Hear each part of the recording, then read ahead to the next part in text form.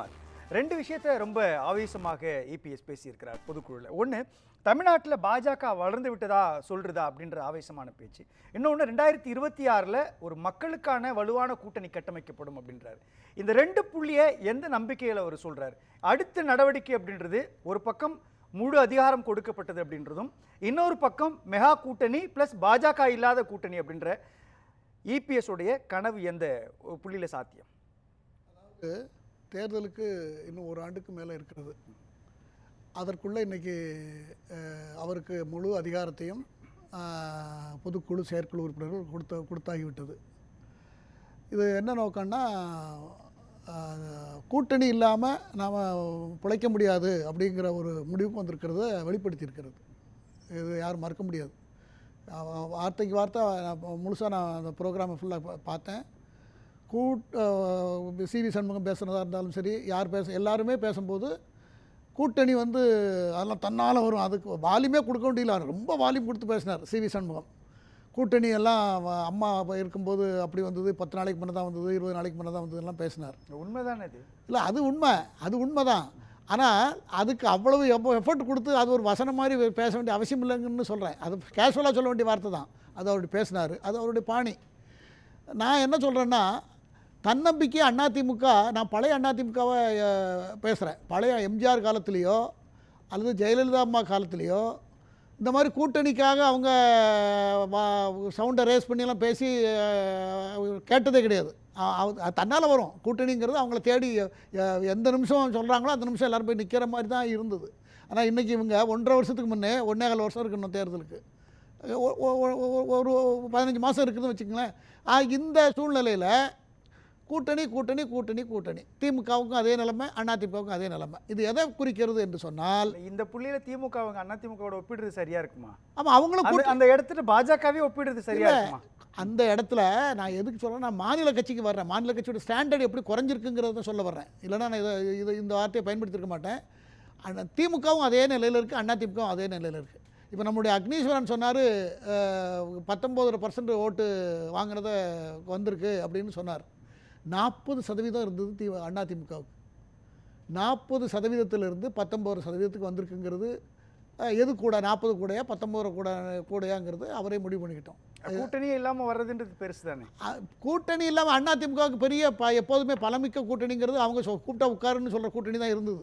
அந்த கூட்டணியெல்லாம் நீங்கள் எப்படி இருந்தாலும் அவங்க ஏன்னா நான் தனியாக நிற்பேன் அப்படிங்கிறதுக்கு தனியாக நின்னாங்க. அப்போ அதுக்கு தகுந்த வலு இருக்கணும் இல்லையா? இப்போ கூட அவருடைய பேச்சில் என்ன தெரிகிறது என்று சொன்னால், பதட்டம் இருக்கிறது. இன்னும் நம்ம எடுத்த ஸ்டாண்டு சரியா அப்படிங்கிறத மறு ஆய்வு செய்வதற்கு இதில் எங்கே பதட்டம் இருக்குது? 1 லட்சத்தி சில்லற வாக்கு வித்தியாசத்தில் தான் நம்ம 2021 ஆட்சியை இழந்தோன்னு சொல்கிறது பதட்டமா? யதார்த்தம் தானே இது. அவர் என்ன கணக்கில் சொல்கிறாருன்னு தெரியல. இதை பற்றி நிறைய விவாதிச்சிருக்கோம். தேர்தல் நேரங்களில் நிறைய வித்தியாசத்தில் தான் 1 லட்சத்தி சில்லற ஓட்டில் தான் 20 தொகுதி போச்சு அப்படின்னு சொல்கிறாரு. அப்போ அப்படி சொல்கிறார் இல்லையா? அவர் சொல்கிறதே நம்ம எடுத்துக்குவோம். டிடிவி தினகரனும் ஓபிஎஸும் இருந்திருந்தால் என்ன ஆயிருக்கும்? கவர்மெண்ட் அதிமுக தானே ஃபார்ம் பண்ணியிருக்கோம். அது மேஜர் லாஸ் தானே. அப்போ அதுக்காக அந்த கட்சிக்காக அவங்கள திரும்ப சேர்த்துக்கணும்னு ஏன் நினைக்கக்கூடாது? ஒரு புத்திசாலித்தனமான ஒரு தலைவர் அப்படித்தானே நினைக்கணும். இல்லை, 2 புள்ளியை நம்ம எல்லா தோல்விகளையும் அதிமுகவினுடைய இபிஎஸ் மேலே சுமத்துறோம். ஆனால் யதார்த்தத்தை, கடந்த காலத்தினுடைய யதார்த்தத்தை நம்ம மறந்துடுறோம் இல்லையா? ஈரோடில் நடந்த பை எலெக்ஷன் வரை கட்சியினுடைய சின்னம் கிடைக்குமா கிடைக்காதா, அதுக்கான உத்தரவாதம் இருக்குதா இல்லையா, பாஜக சின்னத்தை முடக்கிடுவாங்க, இவ்வளவு நெருக்கடிக்கு மத்தியில் தானே அவங்க தேர்தலையே சந்திக்கிறாங்க. நீங்கள் நல்ல மறைந்த முதலமைச்சர் ஜெயலலிதாவுடைய இறப்புக்கு பிறகு அதிமுகவுடைய உட்கட்சி விவகாரம் தானே தொடர்ச்சியாக விவாத பொருளாக மாறி இருக்குது. ஆனால் இது எல்லாத்தையும் கடந்து நீந்தி ஒரு இடத்துல நின்று இன்னைக்கு முழு அதிகாரத்தையும் அவர் கையில் வாங்கியிருக்கிறாருன்றப்ப அது ரொம்ப பெரிய இடம் தானே. தொடர்ந்து 2011 2005 6 2010 வரைக்கும் திமுக ஆட்சி, அதுக்கு பிறகு இருந்தது பூரா அதிமுக ஆட்சி தான். ஜெயலலிதா அம்மையார் 2016 தவறுனாங்க. அதற்கு அப்போ கண்டினியூ பண்ணி திரும்ப அந்த ஆட்சி திரும்ப அதிமுக ஆட்சி தான் வந்தது. நான் என்ன சொல்கிறேன்னா, தொடர்ந்து அவங்க ஆட்சி தான் இருந்திருக்கிறது. ஜெயலலிதாவுடைய மரணம் ஒரு காரணம் இருக்கிறது. இந்த சூழ்நிலையில் அதிமுக ஜெயிக்கலான்னு வேறு என்னைக்கு ஜெயிக்கும்? அன்னைக்கு உள்ள சூழ்நிலையும் இப்போ இனிமே இருக்கிற சூழ்நிலைக்கும் நான் என்ன கேட்குறேன்னா, இன்னைக்கு அதிகாரத்தை கொடுத்துட்டோன்றதுக்காக விமர்சனம் இருக்கு இல்லையா? இதை எல்லாத்தையும் கடந்து ஒரு பக்கம் பாஜகவே அவர்களுக்கு நெருக்கடி கொடுக்குறாங்க. தேர்தல் ஆணையம் மூலமாக அவங்களுடைய ரெட்டலை சின்னம் அது கிடைக்குமா எப்படி இல்ல அப்படி நீங்க ஒரு ஒரு நெறியாளர் இல்ல, எப்படி அப்படி ஒரு சொல்றீங்க? விமர்சனம் இருந்ததுதான் சொல்றேன். விமர்சனம் நெறியாளரா 1000 நான் பேர் stand பேசுவாங்க எடுக்கல. சார். இல்ல, இல்ல, பாஜகவுக்கு ஒரு நான் வேலை எடுக்கல. இல்லையா? அப்படித்தானே பிரச்சாரம் செய்யப்படுதுங்க. அது பிரச்சாரம் இல்ல, இல்ல. ஈரோடு சார், பை ஒண்ணு எலெக்ஷன் சொல்றேன் சார். ஒரு நிமிஷம் இருங்க. ஈரோடு பை எலெக்ஷன் வர ரெட்டலை சின்னம் கிடைக்குமா கிடைக்காதான்னு தானே பேசிட்டு இருந்தாங்க. அப்போ ஒரு பக்கம் பாஜகவுடைய பொலிட்டிக்கல் பிரஷர், இன்னொரு பக்கம் ஓபிஎஸ் சசிகலா அவர்களுடைய பொலிட்டிக்கல் பிரஷர். இதுக்குள்ள கூட்டணி கட்டணும், தேர்தலை சந்திக்கணும், உடனடியாக ஒரு வேட்பாளரை நிறுத்தணும். இவ்வளவு அழுத்தங்கள் இருக்கு இல்லையா? இவ்வளவு அழுத்தத்துக்குள்ள 20% வாக்கு வங்கியை நாங்கள் உயர்த்தி இருக்கிறோம்னு சொல்றதும், 1,00,000 சில்லற வாக்குல நம்ம வந்து வெற்றியை இழந்திருக்கிறோம்னு சொல்றதும் தார்மீகமான பொறுப்பான பதில் தானே. சார், அதிமுகங்கிறது ஒரு பெரிய ஆலமரம், எனக்கு மாற்று கருத்து இல்லை. அது எம்ஜிஆர் ஆரம்பித்த முறை ஒன்றே குலம் ஒருவனே தேவனுங்கிற கோட்பாட்டின் கீழ் எல்லா ஜாதி மத பேதமற்ற எல்லாரும் அதில் அவங்க சொந்த கட்சி மாதிரி நினைத்து கொண்டு அந்த கட்சியில் பயணித்த கட்சி அது. அதற்கு பிறகு ஜெயலலிதா அவர்கள் காலமும் அப்படி பயணித்தார்கள். 80ல் ஒரு சம்பவத்தை உங்களுக்கு சொல்கிறேன். 80ல் எம்ஜிஆர் ஆர்.எம். வீரப்பன் 2 கோஷ்டி அங்கே இருந்தது. பெரிய கோஷ்டி, டெய்லி எம்ஜிஆருக்கு தகவல் ஒரு தலைவலி. ஒரு நாள் எதிர்பாராத விதமாக தலைமை கழகத்தில் கூட்டத்தை கூட்டி எல்லாம் வாங்க போங்க நல்லா பேசிக்கிட்டு இருந்தவர் திடீர்னு ஒன்று சொன்னார். நான் நல்ல நோக்கத்தில் தான் ஆரம்பித்தேன், ஆனால் அந்த கட்சி இருக்கணும், நீங்கள் வந்து கட்சி நடத்துங்க, எனக்கு இஷ்டம் இல்லை இந்த மாதிரி ஒரு குழப்பத்தை ஃபேஸ் பண்ணுறது, டெய்லி 1000 பிரச்சனை இருக்குது, இதை பேசுறது, நீங்கள் நடத்துங்கன்னு சொன்னார். அவ்வளோ பேரும் சரண்டர் ஆகி காலில் விழுந்துட்டாங்க அன்றைக்கி. அப்படி ஒரு தலைவனுக்கு பதவி வரும்போது பணிவு வர வேண்டும், துணிவு வர வேண்டும் தோழா அப்படின்னு அவரே தான் பாடியிருக்காரு. அதே போல் பதவி வரும்போது பணிவு வரணும், துணிவு வரணும். இந்த 2 கடமை 3 எழுத்தில் என் மூச்சு இருக்கும், முடிந்த பின்னாலும் என் பேச்சு இருக்கும் அப்படின்னு ஒரு பாட்டில் நிறைய கருத்துக்களை சொல்லுவார் எம்ஜிஆர். அந்த தலைமை பண்பு எடப்பாடி பழனிசாமிக்கு கடுகளவு கூட இல்லை என்பது என்னுடைய வருத்தம். திரும்ப இது ஒரு கடுமையான விமர்சனம் இல்லை, இது என்ன கடுமை? உண்மையை நான் சொல்றதுக்கு என்ன கடுமையான விமர்சனம்? இது என்ன விமர்சனம்? தவறான விமர்சனமே இல்லையே. ஒரு கட்சியில் இப்போ நான் உணர்ச்சி எனக்கு வந்துடும். ஏன்னா ஒரு கட்சியில் 3 முறை முதலமைச்சராக இருந்தவர் ஓபிஎஸ் அவர்கள். அவர் என்ன தப்பு பண்ணார்? அவரை நீக்கினீங்க. 1. 2வது, அவர் முதல்ல அந்த அம்மா சாகும்போது சசிகலா அம்மையாரை வந்து மதுசூதனன் உட்பட எல்லா அமைச்சர்களும் போய் அங்கே போயஸ் கார்டனில் போய் நின்னது, நீங்கள் தான் வரணும்னு சொன்னது, அவங்க வரமாட்டேன்னு சொல்லும்போது நீங்கள் தான் வரணும்னு சொன்னது, இதெல்லாம் எல்லாரும் மக்கள் பார்த்துருக்காங்க. 2 விஷயம் அவர் நீக்கிறதுக்கான காரண புள்ளியாக இருக்கக்கூடியது இருக்கலாம். ஒரு ஒரு ஒரு சந்தேகம் இல்லாத ஒரு வினாதான்.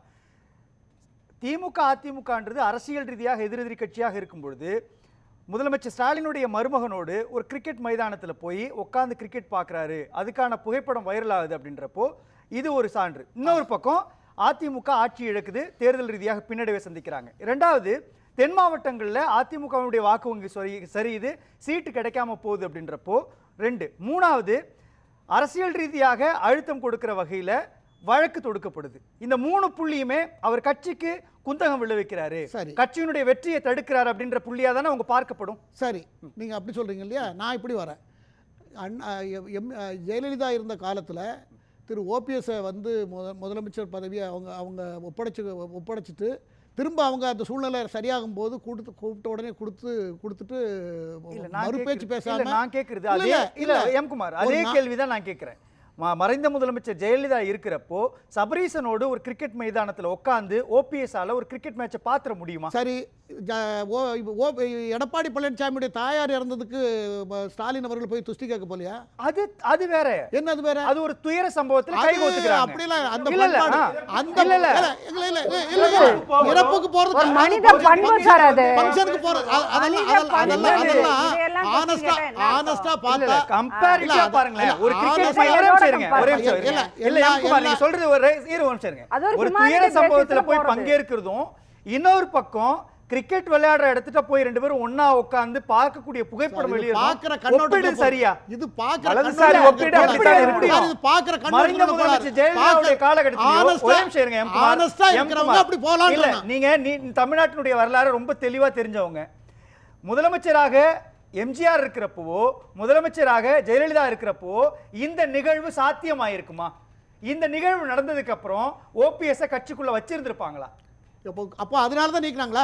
அதுவும் காரணமா இருந்திருக்கலாம் இல்லையா? அதெல்லாம் அப்படி காரணம், இல்ல, அதுவும் fact அதுவும் இருக்கலாம். இன்மெச்சூர் டிசிஷன். அப்படி எடுத்தா கூட எல்லாரும் பேசிக்கிட்டாங்க. கட்சியினுடைய கதவுகளை கடப்பாரை வைத்து உடைத்து நல்லது அங்குள்ள தஸ்தாவேஜுகளை எடுத்துட்டு போனது. அரசியல் விவாதங்கள் வேற, அரசியல் கொள்கை வேற, சித்தாந்தம் வேற. ஒரு நிகழ்ச்சி நடந்ததுன்னா அந்த நிகழ்ச்சியில் கலந்ததுனால இவர் அப்படி போயிட்டார் இப்படி போயிட்டார்னு சொல்றது வேற. கொள்கை சித்தாந்தம் வேற. கவர்னர் வந்து டீ பார்ட்டி கூப்பிடுவாரு, இவங்க போக மாட்டாங்க, அவர் போயிருப்பாரு. அப்ப அதெல்லாம் ஒரு குற்றம்னு எடுப்பாங்களா? இது என்ன பேச்சு இது? இதெல்லாம் பண்பாட்டுக்கு முரணான ஒரு தகவல். செப்டம்பர் 2022 செப்டம்பர் 27ஆம் தேதி வரை அதிமுகவுடைய பொதுக்குழு நடக்குமா நடக்காதா, என்ன சூழல் இருக்குன்ற நெருக்கடியை யார் கொடுத்தது? அதாவது அவரை நிராயுத பாணியாக்கி அவரை நடு ரோட்ல நிறுத்தி கணத்துக்குள்ள பிடிச்சி தள்ளுன மாதிரி தள்ளி அவர் பதவியை இறக்கி ஆட்சி போன உடனே நீதிமன்றத்தை நாடுறாரு. 2022 சார் அவர் என்ன வேணா செய்வார் சார், என்ன வேணா செய்வார் சார். அவரை மொத்த கட்சியும் எந்த தப்பும் செய்யாத ஒருத்தரை ஒரு 3 முறை முதலமைச்சராக இருந்தவரை நிராயுத பாணியா நிறுத்தி நம்ம ரோட்ல நிறுத்திட்டு அவர் அதை செஞ்சார் இதை செஞ்சார். என்ன சார் நியாயம் அது? பேசுறேன். ஏன் நிராயுத பாணியா நிறுத்தி வச்சு ஒரு நிமிஷம் எப்படி ஆக்கப்பட்டார் அதை சொல்லுங்க. எப்படி என்ன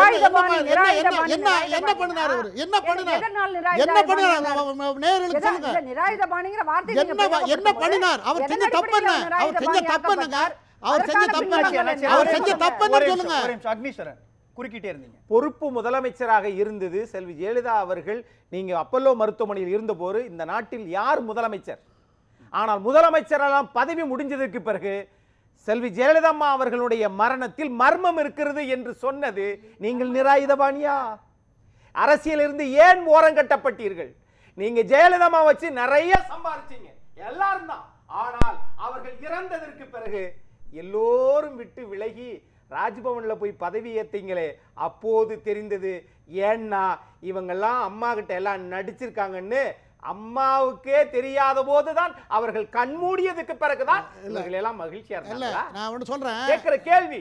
நடிப்புக்கு 13வது நாளில் முதலமைச்சர் பொறுப்புக்கு வந்தீங்க. பொறுப்பு முதலமைச்சரா? நடிப்புக்கு இலக்கணம்னா அது எடப்பாடி மிஞ்சதுக்கு யாருமே கிடையாது. இல்ல சசிகலா கூவத்தூர்ல என்ன நடந்தது? கூவத்தூர்ல 10 அடிக்கு முன்னால கீழ விழுந்து போறியா? 10 அடிக்கு கீழ இல்லங்க. இல்ல நடிப்புன்னு சொன்னத நான் சொல்றேன். பண்பாடு இல்லாத அதாவது நான் வரேன் இருங்க. உங்க செய் நன்றிய மறந்தவங்களுக்கு மன்னிப்பு உண்டா சார்? ஒரு அம்மா என்ன செய்யணும்? எதுக்கு அந்த அம்மா தான உட்கார வச்சாங்க? அந்த அம்மா உட்கார வச்சாங்க இல்லையா? அந்த அம்மா உட்கார வச்சாங்களா இல்லையா? இத்தனை பேர் இருக்கும்போது எடப்பாடி பழனிசாமியை கூட்டு முதலமைச்சர் சீட்டில் உட்கார வச்சுட்டு அவங்க பெங்களூர் போயிட்டு துரதிருஷ்டவசமாக சிறைக்கு போக வேண்டிய சூழ்நிலை போனதுல மரணம் ஒரு வாரத்துல இருந்து அந்த இதை மட்டும் வலதுசாரிகள் அந்த இடத்தை மட்டும் அப்படியே துரதிருஷ்டவசமாக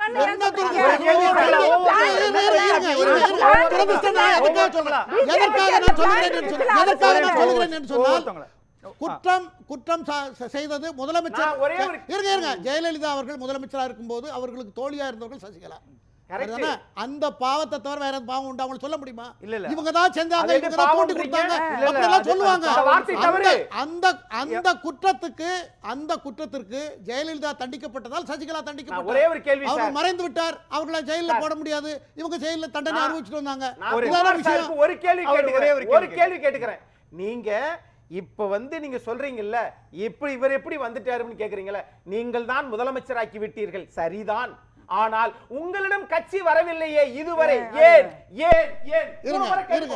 இருங்க போன மறுநாளே சதி செய்யறவங்களுக்கும் சதி செயலை பயன்படுத்துறவங்களுக்கும் அரசியல் சதி அந்த சதி இருக்கட்டும். அந்த சதியை தான் நான் சொல்றேன். பெங்களூர்ல இருந்து வரதுக்கு முன்னால அவர் கேட்கறது ரொம்ப லாஜிக்கான புள்ளி. பரப்பன அக்ரஹார சிறையிலிருந்து நேரா வந்தவங்க எனக்கு துரோகம் இழைக்கப்பட்டதுன்னு சொல்லி நேரா மறைந்த முதலமைச்சர் ஜெயலலிதாவுடைய நினைவிடத்துல போய் அமர்ந்தா அரசியல் நிலையே மாறி இருக்குமே. இவங்க அனுமதிக்கலையே, இவங்க தான் பூட்டிட்டாங்களே. சரி விடுங்க. ஓபிஎஸ் அவர்கள் செய்யற மாதிரியான ஒரு தர்ம யுத்தத்தை நடத்தல. இபிஎஸ் அவர்கள் சொல்லிதான் நான் அரசியல்ல இருந்து ஒதுங்கி இருக்கிறேன்னு ஸ்டேட்மெண்ட் சொன்னாங்களா? ஏன் சொன்னாங்க? அவங்க அந்த இடத்துல பாதிக்கப்பட்டவர்கள் என்னைக்குமே எந்த முடிவு வேணாலும் எடுப்பாங்க. எந்த புள்ளி நிர்பந்தித்தது? எந்த புள்ளி நிர்பந்திக்க வேண்டியது? ரெண்டு வேலையை செஞ்சிருக்கலாம். நீங்க நினைவிடத்துக்கு போறதுக்கு வேணா பாதுகாப்பு கருதி மூடி வச்சிருந்தாங்க, கொரோனாவை காரணம் காட்டினாங்க. கட்சியோட தலைமையிடத்துக்கு போயிருக்கலாம் இல்லையா? ஒருவர் கட்சியோட தலைமையிடத்துக்கும் போல இன்னொருவர் கட்சியோட தலைமையகத்தை சூறையாடுறாரு அப்படின்னா பழிய முழுசுக்கு ஏன் இபிஎஸ் மேல போடுறீங்க? ரெண்டாவது, அரசியல்ல இருந்து ஒதுங்கி இருக்கிறேன்னு சொல்லி யாரும் சொல்லலையே, அரசியல் ரீதியாக நிர்பந்தம் கொடுக்கப்படலையே, சிறையில் இருக்கும் பொழுது கொடநாட்டில் கொலை கொள்ளைகள் நடந்து கொண்டிருக்கின்றன, 5 கொலை நடந்திருக்கின்றன. அந்த விசாரணை ஒரு பக்கம் போய் கொண்டிருக்கிறது. அந்த இடத்துக்கு உரிமையாளராக ஜெயலலிதா இறந்ததினால் சசிகலா அம்மையார் இருக்கிறார்கள். 1008 பிரச்சனைகள் இருக்கிறது. எல்லா விஷயத்தையும் அவங்க அந்த அதிர்ச்சியிலேருந்து வெளியே வர பழனிசாமி இப்படி பண்ணிட்டாரேங்கிற அதிர்ச்சியில் நான் நேராக சந்தித்திருக்கிறேன். நேராக ஒரு முறை சந்தித்திருக்கிறேன். நான் அவர்கள் 3 மணி நேரம் பேசியிருக்கிறேன். அவர்கள் சொன்ன வார்த்தை, அழுதுகிட்டே சொன்னார்கள், இவ்வளோ பெரிய துரோகத்தை செய்வார் நான் எதிர்பார்க்கவே இல்லை. எத்தனையோ வருஷம் தொடர்பு, எத்தனையோ நான் அவரை நம்பிக்கிட்டு இருந்தேன், இப்படி பண்ணிட்டாருன்னு சொன்னாங்க. அப்போ என்ன யோசிச்சு பாருங்க, இந்த துரோகத்தை யார் வேணாலும் எதை வேணாலும் செய்து தன்னை ஒரு இருக்கையில் அமர வைத்து விட்டு போனவர்களுக்கு அவர் அந்த அம்மா அதை பற்றி பேசவே இல்லை. அதுக்கப்புறம் அடுக்கடுக்கா அது தொல்லைகள், இவ்வளவு தொல்லையும் பண்ணிட்டு அவர் ஒரு தியாகின்னா மக்கள் எப்படி ஏற்றுக்குவாங்க? மக்கள் எப்படி ஏற்றுக்கொள்வார்கள்? பொதுக்குழுல என்ன நடந்தது?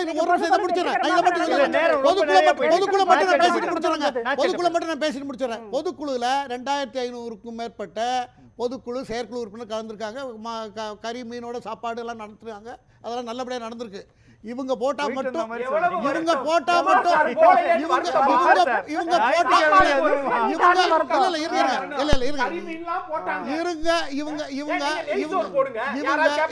இவங்க இந்த 2600 பேர் போட்டதுனால எடப்பாடி பழனிசாமி முதலமைச்சர் ஆயிட முடியாது. நாட்டு மக்கள் உங்களுடைய நேரம் முடிச்சு.